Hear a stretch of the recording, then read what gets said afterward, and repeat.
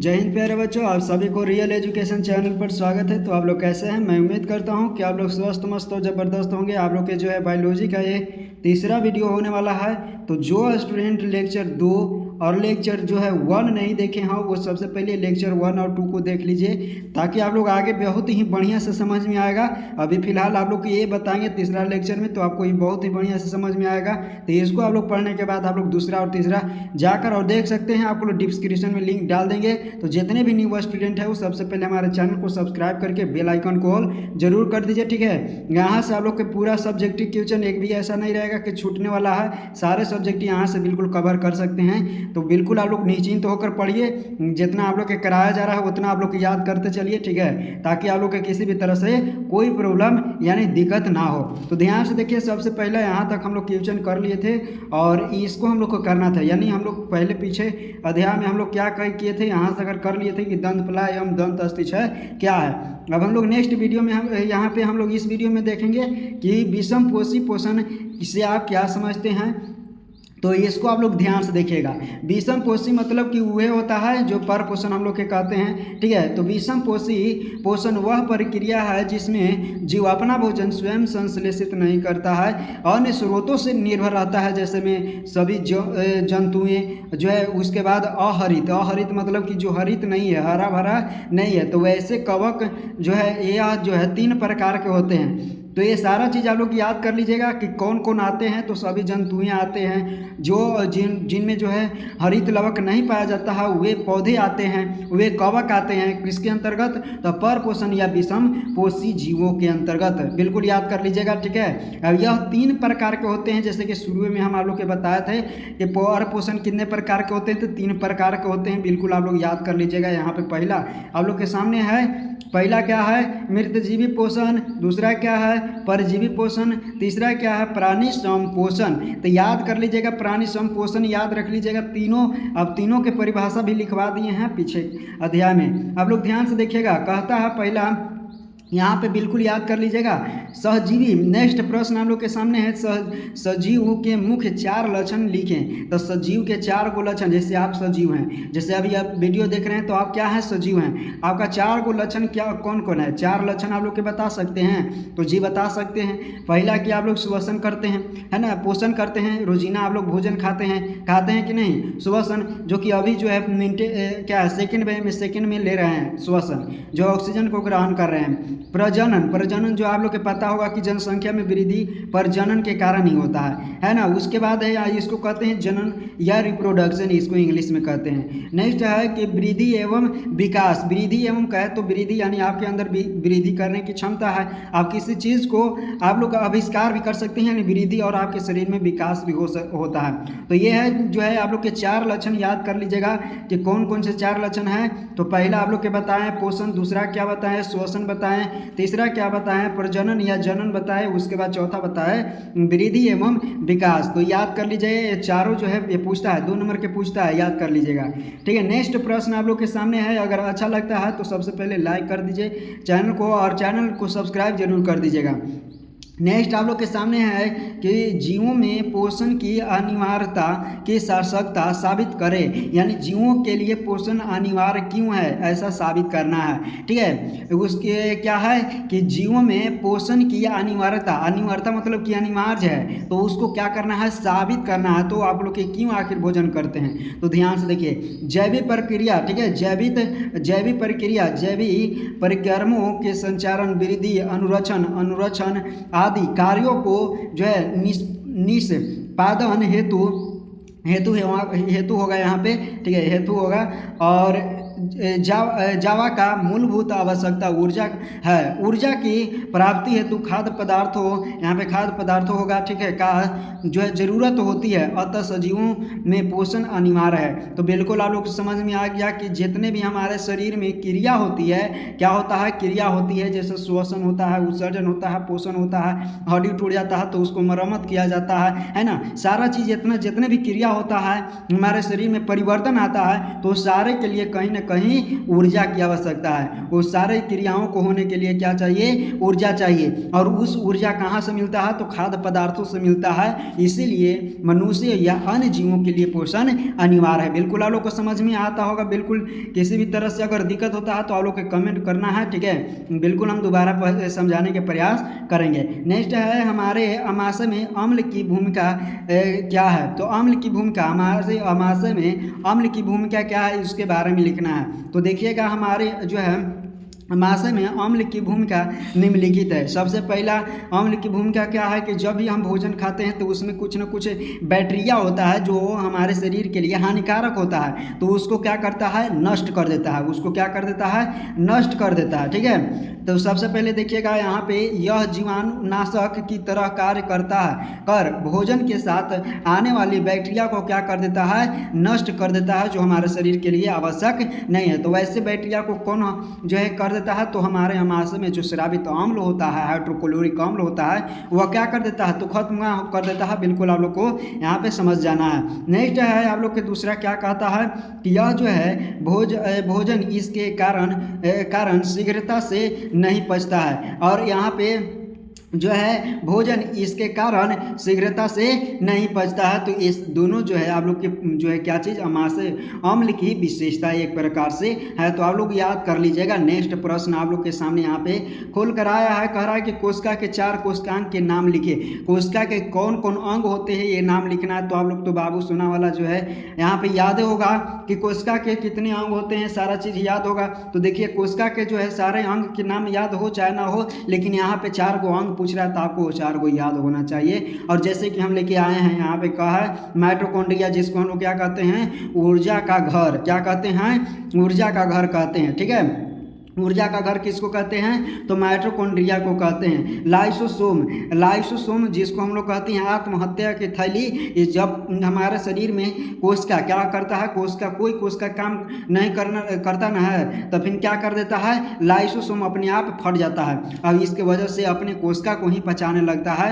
और इसके वजह से हमारा कोशिका जब अपने कोशिका को पचाने लगेगा तो हमारा मृत्यु हो जाएगा। तो इसीलिए हम लोग कहते हैं आत्महत्या के थैली। तो दूसरा आप लोग को याद हो गया होगा कोशिका के दूसरा अंग गोल्जी का है। तीसरा अंग है गोल्जी उपकरण, ठीक है। तीसरा क्या है? गोल्जी उपकरण। और फिर अंतःप्रदावी जालिका, इसको कहते हैं जो है इंडोप्लाज्मी रेटिकुलम, ठीक है। इंडोप्लाज्मी रेटिकुलम। अब ये 2 प्रकार के होते हैं, एक स्मूथ इंडोप्लाज्मी रेटिकुलम और एक रफ इंडोप्लाज्मी रेटिकुलम। तो ये जो है 4 को आप लोग को याद हो गया होगा। 4 अंग के बहुत ही महत्वपूर्ण अंग बताएं आप लोग के, 4 अंग महत्वपूर्ण बताएं। नेक्स्ट आप लोग के सामने है यहाँ पे नेक्स्ट प्रश्न है कि मनुष्य में कितने प्रकार के दांत पाए जाते हैं, उनके जो है नाम तथा कार्य लिखना है। तो नाम लिखना है, उसके बाद कार्य लिखना है कि हमारे दांत जो है मनुष्य या कह सकते हैं कि हमारे शरीर में कितने दांत पाए जाते हैं, उसके बारे में लिखना है कितने प्रकार के। तो आप लोग को पता होगा कि हमारे शरीर में सबसे पहले कितने दांत पाए जाते हैं? तो 32 पाए जाते हैं, ये तो आप लोग को पता ही होगा।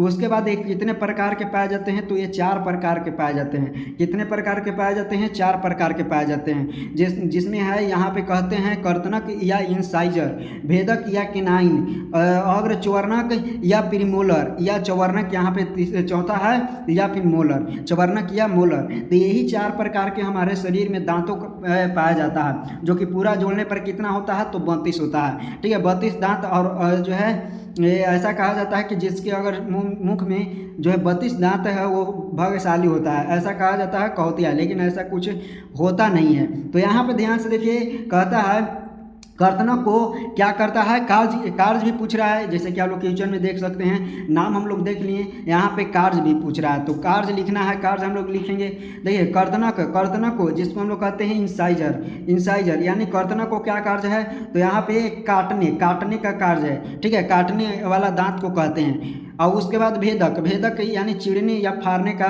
कार्य करता है। अग्र चवर्णक यह क्या करता है? चबाने या पीसने का कार्य करता है, और वही चवर्णक का कार्य है। तो बिल्कुल आप लोग को याद हो गया होगा कार्य भी। नेक्स्ट प्रश्न आप लोग के सामने न अगर याद होता है तो आप कमेंट करके बताइएगा, ठीक है। कमेंट करके बताइएगा, आप लोग को बिल्कुल आप लोग को दोबारा बता देंगे, उसको हम लोग दोबारा बताएंगे, ठीक है।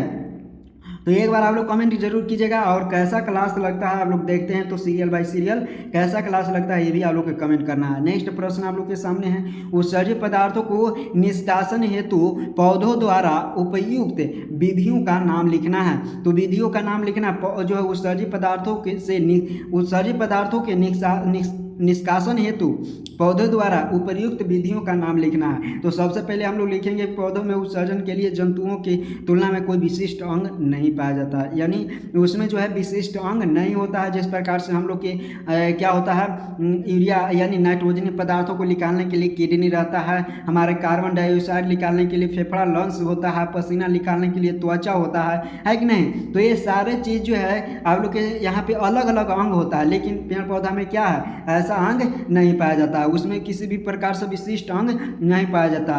पौधे में भिन्न भिन्न तरीके से उत्सर्जित पदार्थों को निष्कासन करते हैं। तो पौधे अपने जो है उत्सर्जित पदार्थों को अलग अलग तरीके से क्या करते हैं, निष्कासित करते हैं। पत्ती देखिए, पत्तियों के रंध्रों एवं तनों के वात रंध्रों द्वारा विसरित की प्रक्रिया से कार्बन डाइऑक्साइड को निष्कासित करते हैं। जैसे कि आप लोग के शुरू में ही बताए हैं कि श्वसन के दौरान पेड़ पौधा कौची लेते हैं, तो ऑक्सीजन लेते हैं, और ऑक्सीजन और छोड़ते क्या है, तो कार्बन डाइऑक्साइड छोड़ते हैं। तो बिल्कुल आप लोग को समझ में आ गया होगा कार्बन डाइऑक्साइड, ठीक है ना। कार्बन डाइऑक्साइड, तो वही कार्बन डाइऑक्साइड किसके द्वारा निकालते हैं, तना के द्वारा, रंध्र के द्वारा, वात रंध्र के द्वारा, ठीक है, जो कि यह एक प्रकार के क्या है, उत्सर्जित पदार्थ है। आवश्यकता से अधिक जल वाष्पोत्सर्जन द्वारा क्या होता है, उत्सर्जित होते हैं। उसके बाद जो है अगर हम लोग क्या करते हैं, जितना हम लोग के पानी की आवश्यकता होता है उतना ग्रहण कर लेते हैं, बाकी जो है हम लोग के क्या है, ग्रहण बाकी नहीं करते। लेकिन पेड़ पौधा जो है नियमित प्रकाश संश्लेषण की प्रक्रिया में क्या हो जाता है, वाष्पोत्सर्जन बताएं कि वाष्पोत्सर्जन की प्रक्रिया में जो है हमेशा जल मूल से यानी चोटी से मूल से चोटी तक क्या रहता है, प्रवाहित रहता है, लेकिन लगातार प्रवाहित होता है। एक मतलब कि वह उपयोग नहीं करता है, वह वाष्पोत्सर्जन के माध्यम से वो क्या कर देता है, वातावरण में छोड़ देता है, ठीक है, वातावरण में क्या कर देता है, छोड़ देता है। तो वो भी एक प्रकार के जो है जितना आवश्यक होता है उतना ग्रहण करता है, और जितना आवश्यकता नहीं होता है उसको क्या, जो आवश्यकता नहीं होता है उसको वाष्पोत्सर्जन द्वारा बाहर निकाल देता है जल के, ठीक है। उसके बाद है कुछ उत्सर्जित पदार्थ जो है पत्तियों एवं छालों में संचित रहते हैं, जैसे कि जो है निश्चित जो है क्या है, समय अंतराल पर निष्कासित होते रहते हैं। और कुछ भी उत्सर्जित पदार्थ ऐसे पेड़ पौधों के पत्तियों में भी पाए जाते हैं, छालों में भी पाए जाते हैं, जो अपनी खुद क्या करता है, बाहर निकलता है समय समय पर। जैसे हम लोग भोजन करते हैं तो जो है हम लोग क्या करें, मल मूत्र जो निकालते हैं वो समय समय पर जब पच जाता है तो निकालते हैं। तो इस तरह से आप लोग के समझ में आ गया होगा। बिल्कुल आप लोग को एक भी प्रश्न जो है ऐसा नहीं है जो कि हम बता रहे हैं आप लोग के समझ में ना आया है। बाकी आप लोग अपना राय दीजिएगा बिल्कुल कि नहीं समझ में आ रहा है, ठीक है।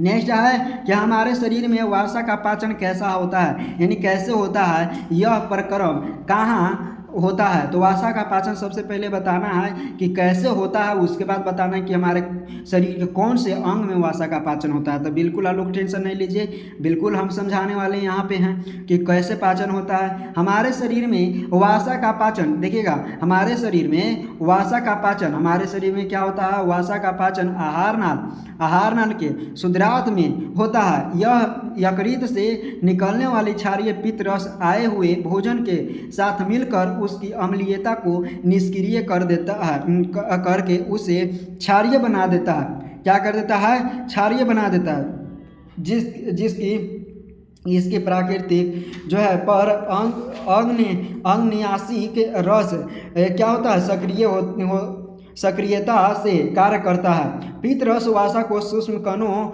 में तोड़ देता है, और पित्त रस क्या कर देता है, उसको सूक्ष्म कणों में तोड़ देता है।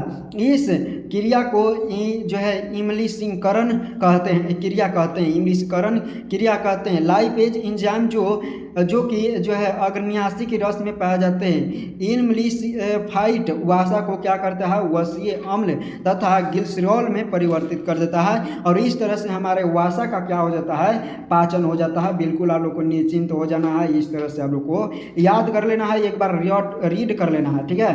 नेक्स्ट प्रश्न है कि किसी जीव द्वारा किन कच्ची सामग्री का उपयोग किया जाता है, किसी जीव द्वारा किन कच्ची सामग्री का उपयोग किया जाता है। तो बिल्कुल आप लोग को ध्यान से देखना है।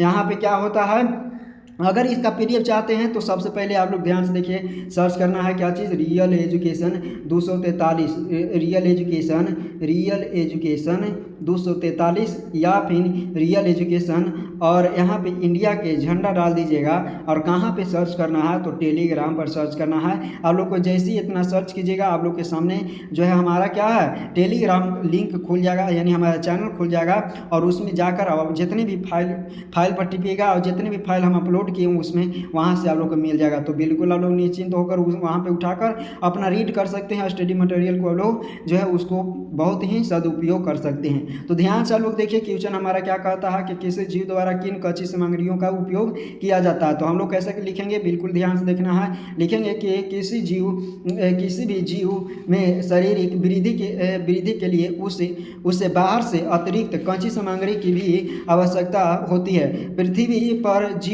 जीवन कार्बन आधारित अणुओं पर निर्भर करता है, यानी जितने कार्बन आधारित अणुओं पर क्या रहता है हमारा जो है पृथ्वी पर जीवन ये निर्भर करता है। अतः अधिकांश जो है खाद्य पदार्थ भी कार्बन आधारित होते हैं। अधिकांश पदार्थ यानी कहे तो लगभग सभी पदार्थ जो होता है वो कार्बन पर आधारित रहता है। इन कार्बनिक स्रोतों के जटिलता के अनुसार विभिन्न जीव विभिन्न प्रकार के पोषण प्रक्रम को प्रयुक्त करते हैं। तो बिल्कुल आप लोग ध्यान से देखिए, अलग अलग जीव जो है अपना अपना खाद्य को जुगाड़ करते हैं, वो अपना अपना ग्रहण करते हैं, जितना आवश्यकता होती है उसको ग्रहण करके और जो है अपने अंदर शरीर में ऊर्जा का जो है निर्माण करते हैं। तो इस तरह से आप लोग याद कर लीजिएगा, ठीक है। नेक्स्ट है आप लोग के सामने यहाँ पे क्या चीज़ कि पचे हुए भोजन को जो है अवशोषित करने के लिए क्षुद्रांत्र को कैसे अभिकल्पित किया जाता है। तो कैसे अभिकल्पित किया जाता है बिल्कुल आप लोग याद कर लेना है। जितने भी क्वेश्चन बता रहे हैं वो कहीं कहीं शिफ्ट में भी पूछा गया है और यहाँ पे बिल्कुल पूछने का भी चांस बहुत ज़्यादा है, तो याद कर लीजिएगा, ठीक है। ऐसा नहीं कि हम जो है अभी नहीं याद करेंगे, आने वाला समय में याद करेंगे, ऐसा नहीं है। आप लोग शुरू और रेगुलेटरी आप लोग ध्यान से देखते चलिए। पचे हुए भोजन का अवशोषण ज्यादा हो सके तथा सतहीय क्षेत्रफल अधिक हो, इसके लिए क्षुद्रांत्र के आंतरिक स्तर पर अनेक जो है अंगुली जैसी प्रवर्धत होती है। जैसे कि आप लोग देखे होंगे जो है खांसी का जो है क्या चीज़ करते हैं, उसका आहार नाल देखते होंगे तो उसमें कुछ उंगली टाइप पर ऐसे उठा हुआ नजर आता है। तो वही मेन है कि क्या करता है, भोजन को पचाता है, छोटे छोटे अणुओं में तोड़ता है, जैसे प्रवर्धक होते हैं जिन्हें दीर्घ रोम कहते हैं। और उसी उंगली आकार के क्या कहते हैं, दीर्घ रोम कहते हैं। दीर्घ रोम जो है में रुधिर वाहिकाओं के जो है बहुत होती है। जो भोजन क्या होता है, बहुतायत होती है, जो भोजन को क्या करती है, अवशोषित करके शरीर के प्रत्येक कोशिकाओं तक पहुंचाती है। इन कोशिकाओं में भोजन का जो है प्रयोग ऊर्जा प्राप्ति के लिए किया जाता है तथा नए ऊतकों के निर्माण तथा टूटे हुए ऊतकों के मरम्मत हेतु किया जाता है। तो इस तरह से आप लोग जो है क्या किया जाता है, अवशोषित किया जाता है। आप लोग याद कर लीजिएगा, बिल्कुल आप लोग को समझ में आ रहा होगा, 100% जो है यहाँ पे बिल्कुल समझ में आ रहा होगा। एक बार रीड कर दीजिएगा, आप लोग के बिल्कुल समझ में आएगा। देखिए यहाँ पे नेक्स्ट प्रश्न आप लोग के सामने है, क्या कहता है कि प्रकाश संश्लेषण क्या है, इनके रासायनिक समीकरण व्यक्त करें। ये जो है आने वाला 2026 में जरूर ये पूछेगा, या याद रख लीजिएगा, याद कर लीजिएगा इसको। प्रकाश संश्लेषण क्या है, इसके रासायनिक समीकरण को व्यक्त करें। तो ध्यान से देखिए, हरे पौधों द्वारा सूर्य के प्रकाश से ऊर्जा प्राप्त कर क्लोरोफिल की उपस्थिति में कार्बन डाइऑक्साइड तथा जल द्वारा अपना भोजन कार्बोहाइड्रेट यानी कार्बनिक पदार्थ का संश्लेषण करनी प्रकाश संश्लेषण की प्रक्रिया कहलाती है। तो बिल्कुल आप लोग को याद हो गया कि जिस प्रक्रिया द्वारा पेड़ पौधा अपना भोजन प्राप्त करते हैं उसी को हम लोग कहते हैं क्या चीज़, तो प्रकाश संश्लेषण कहते हैं, है ना। उसी को क्या कहते हैं, प्रकाश संश्लेषण कहते हैं। और प्रकाश संश्लेषण के लिए रासायनिक समीकरण आप लोग के नीचे दिया गया है। पहली आवश्यक शर्त कितना होना चाहिए, कितने होते हैं, तो 4 आवश्यक शर्त होते हैं। कितने आवश्यक शर्त होते हैं, 4 आवश्यक शर्त होते हैं। पहला तो सूर्य के प्रकाश हो जाएगा, दूसरा क्या हो जाएगा क्लोरोफिल, तीसरा क्या हो जाएगा कार्बन डाइऑक्साइड, और चौथा क्या हो जाएगा H2O यानी जल, ठीक है। और ये दोनों ये सारे चीज मिलकर और ये क्या बनाते हैं, कार्बोहाइड्रेट या स्टार्च या फिर ग्लूकोज कहिए, ठीक है। इसको क्या कहते हैं, ग्लूकोज कहिए। अब देखिए फोटोसिंथेसिस यानी यानी प्रकाश संश्लेषण इसको हम लोग कहते हैं, यानी जिस प्रक्रिया द्वारा पेड़ पौधा अपना भोजन प्राप्त करते हैं। नेक्स्ट आप लोग के सामने इसी में क्या है कि इसके रासायनिक समीकरण क्या है, निम्नलिखित है। सबसे पहले क्या करेगा तो कार्बन डाइऑक्साइड वातावरण से, दूसरा यानी मूल रोम कोशिका से H2O यानी जल, सूर्य के प्रकाश, उसके बाद जो है क्लोरोफिल जो कि पत्तियों में रहता है, और इसके जो है फलस्वरूप क्या चीज़ बनता है, ग्लूकोज, ऑक्सीजन, यहाँ पे उसके बाद जल बनता है। तो इस तरह से आप लोग के रासायनिक समीकरण याद कर लेना कि पहले क्या होता है, कार्बन डाइऑक्साइड, फिर उसके बाद जल, और ये तीनों ये चारों मिल गया तो फिर क्या बनता है, तो ग्लूकोज बनता है, ऑक्सीजन बनता है और जल बनता है। और समीकरण को संतुलित करना बहुत जरूरी है, इसलिए समीकरण को संतुलित ही याद करिएगा कि C6O2 प्लस में 12H2O सूर्य के प्रकाश बट्टा में क्लोरोफिल C6H12O6 6O2O6H2O। तो इस तरह से आप लोग बिल्कुल याद कर लेना है ना, इस तरह से आप लोग याद कर लीजिएगा। और नेक्स्ट वीडियो में हम लोग चलेंगे क्या चीज़, तो रक्त की रचना को समझाएं। रक्त की रचना क्या है तो आपको समझाना है, ध्यान से लो बिल्कुल। इसको नेक्स्ट वीडियो को देखने के लिए आप लोग इंतजार कर सकते हैं, इसको याद कर सकते हैं। तो मिलेंगे नेक्स्ट वीडियो में, तब तक के लिए जय हिंद। और इसमें जो है 4 को हम लोग चैप्टर लेके चल रहे हैं, जो कि आप लोग को पता होगा। पहला जय परक्रम, दूसरा जो है पोषण, तीसरा क्या है तो श्वसन, चौथा क्या है परिवहन, और पांचवा क्या है तो उत्सर्जन। तो ये पांचों चारों जितने भी आप लोग को बताएं, तो ये सारा चीज़ इसमें हम बताने वाले हैं। ये सीरीज जो चल रहा है इसमें पहला चैप्टर बायोलॉजी के क्या हो जाएगा, समाप्त हो जाएगा, है ना। अभी 3 को और वीडियो अपलोड करेंगे, 3 के बाद ये क्या हो जाएगा, खत्म हो जाएगा। तो ध्यान से लोग देखते चलिएगा। मिलेंगे नेक्स्ट वीडियो में, तब तक के लिए जय हिंद।